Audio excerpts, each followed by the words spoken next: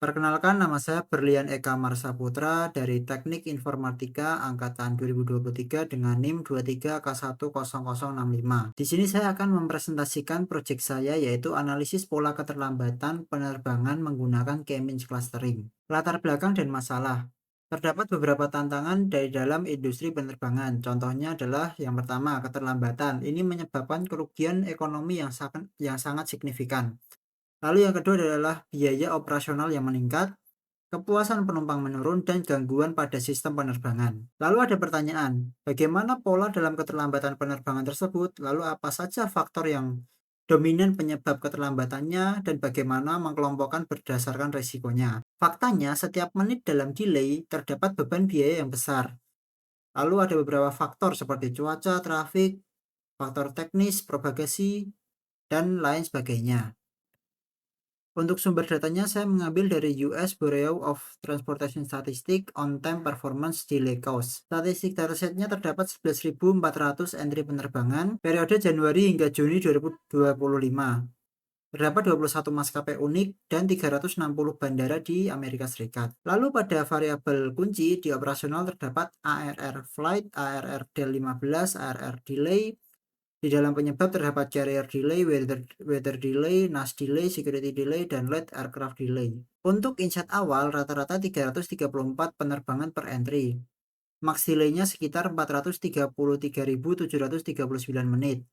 Lalu terdapat 20% penerbangan yang delay lebih dari atau sama dengan 15 menit. Selanjutnya pada eksplorasi data dapat dilihat pada gambar pertama. Untuk tren pada bulan Januari hingga bulan Juni terdapat peningkatan secara bertahap untuk penerbangan. Puncaknya adalah di Mei hingga Juni, adalah musim liburan. Lalu juga rata-rata delay per flight juga naik di bulan-bulan yang sibuk. Lalu untuk top maskapai berdasarkan total delay ada American Airlines, lalu ada Delta Airlines, dan Southwest Airlines. Lalu juga terdapat korelasi yang kuat antara ARR delay dan late aircraft delay sebesar 0,85 dan juga ARR delay terhadap carrier delay yaitu 0,72. Lalu bisa dilihat di gambar kiri bawah terdapat beberapa bandara yang tersibuk. Di antaranya adalah Hartsfield Jackson Atlanta, lalu ada Dallas Fort Worth, ada Chicago O'Hare, dan Denver International. Lalu penyebab keterlambatan sesuai urutan yang tertinggi adalah late aircraft delay, lalu ada carrier delay, NAS delay, weather delay, dan security delay yang paling kecil.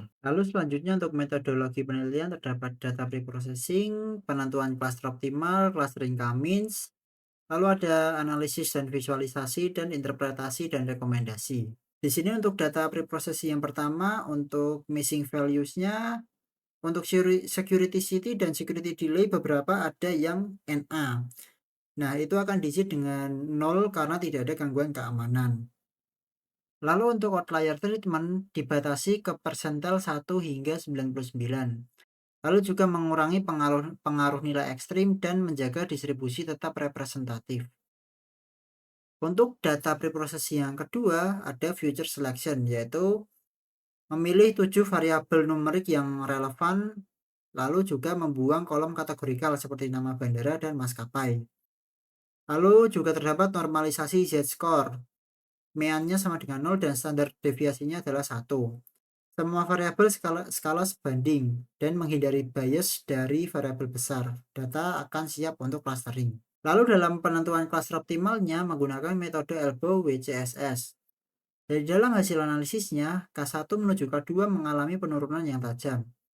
Lalu K2 menuju K3 mengalami penurunan yang signifikan, K3 menuju K4 mulai melandai. Maka titik sikunya berada di K sama dengan 3.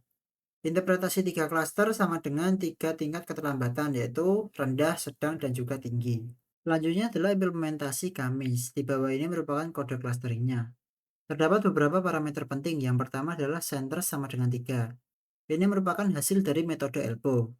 Lalu end start sama dengan 25, ini untuk menghindari lokal minimum, dan set seed 123 ini untuk hasil yang konsisten. Berikut ini adalah overview untuk hasil clustering yang sudah dilaksanakan. Terdapat 3 cluster yang terbentuk. Yang pertama adalah cluster dengan delay yang rendah. Terdapat 10.520 jumlah penerbangan. Presentasinya adalah 92,25%. Rata-rata delay-nya adalah sekitar 2.155 menit. Lalu ada klaster satu yaitu sedang dengan jumlah 673, presentasinya 5,9%. Rata-rata delay-nya adalah 25.167 menit, dan klaster ketiga adalah delay yang tinggi yaitu jumlahnya 211, presentasinya sekitar 1,85%, dan rata-rata delay-nya 67.575 menit. Karakteristik dari klaster 2 dengan delay yang rendah adalah ARR flight-nya sekitar 147. Lalu late aircraft delay-nya sekitar 866 menit. Operasinya adalah normal dan delay terkontrol. Sedangkan untuk klaster 1 ARR flight-nya sekitar 1598, late aircraft delay sekitar 9.800 menit, volume sedang menuju tinggi, dan juga carrier dan NAS delay signifikan. Selanjutnya klaster 3, ARR flight-nya sekitar 5.631, late aircraft delay-nya sekitar 27.159 menit, hub besar, propagasi delay yang sangat ekstrim. Lalu untuk profiling maskapai per klasternya ada beberapa top maskapai di setiap klaster. Di klaster 2 dengan delay yang paling rendah terdapat Southwest Airlines, Skywest Airlines, dan juga Delta American United. Selanjutnya untuk klaster 1 dengan delay yang sedang terdapat Delta Airlines Network, American Airlines Network, lalu terdapat Republic Airlines dengan kontrak multi maskapai. Untuk klaster 3 dengan delay yang tinggi terdapat American Airlines hub Dallas, Southwest Airlines hub Chicago atau Denver, lalu ada Delta Airlines hub Atlanta. Lalu untuk profiling bandara per klaster, di klaster 2 yaitu dengan delay yang paling rendah terdapat Portland, Nashville, dan John Wayne. Ini merupakan bandara regional dengan traffic yang stabil. Lalu di klaster 1 yaitu dengan delay sedang terdapat Los Angeles, lalu juga John F. Kennedy. Ini merupakan hub besar, manajemennya cukup baik. Lalu untuk klaster ketiga dengan delay yang tinggi terdapat Denver, lalu juga Dallas, Fort Worth, dan juga Atlanta. Ini merupakan bandara yang paling sibuk. Selanjutnya adalah visualisasi scatter plot. Sumbu dimensi DIM1 86,5%. Ini merupakan variabel delay utama seperti ARR delay, late aircraft delay, dan carrier delay. Lalu untuk DIM2 5,3%, ini merupakan faktor operasional minor. Klaster 2 hijau terdapat di sebelah kiri, rapat dan homogen. Klaster 1 yaitu dengan delay sedang terdapat di tengah dengan sebarannya juga sedang. Lalu untuk klaster 3 yaitu dengan delay yang tinggi terdapat di sebelah kanan, terdapat ada yang jauh, lalu luas, dan juga ekstrim. Selanjutnya adalah visualisasi heat map. Bisa dilihat pada gambar berikut bahwa klaster 3 yaitu dengan delay paling tinggi, warna paling gelapnya adalah di ARR delay, carrier delay, dan late aircraft delay. Lalu untuk klaster 2 dengan delay yang paling minimum, warnanya paling terang. Keterlambatan minimalnya konsisten.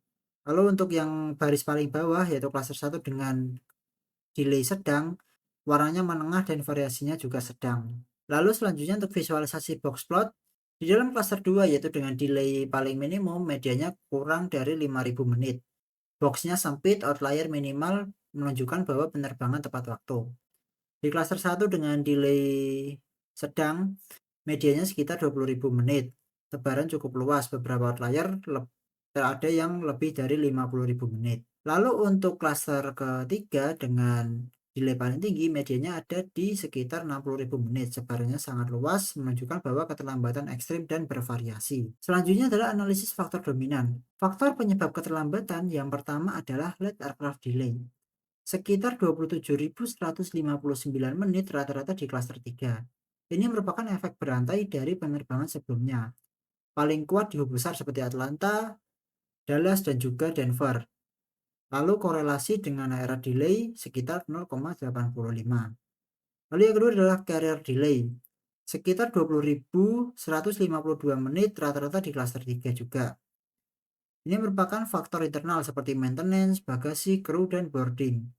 Ini dapat dikontrol melalui perbaikan operasional, korelasi dengan ARR delay 0,72.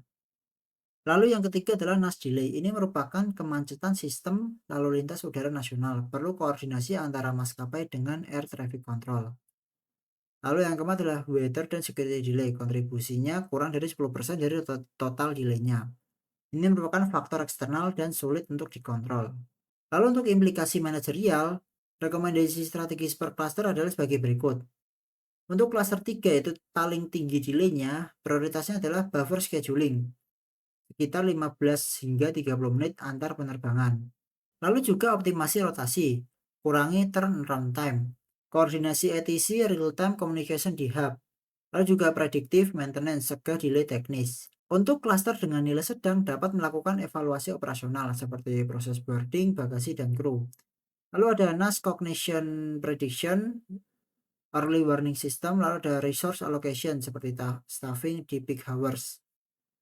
Lalu untuk klaster dengan delay paling minimum, best practice-nya adalah dokumentasi dan replikasi, lalu juga monitoring, mengantisipasi musim yang sibuk.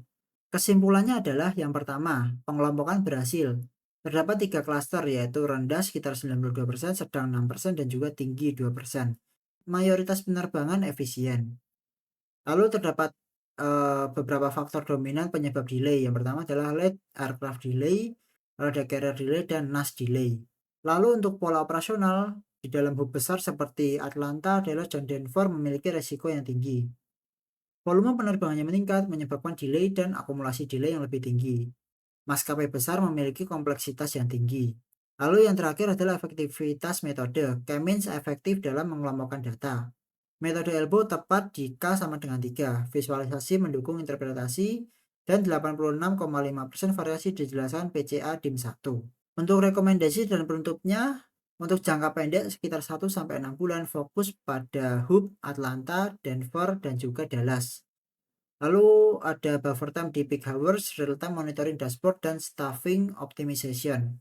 Lalu untuk jangka panjang sekitar 6 hingga 24 bulan, yaitu membenahi infrastruktur bandara seperti runway dan juga gate-nya. Lalu ada AI predictive system, ada network scheduling redesign, ada continuous data monitoring.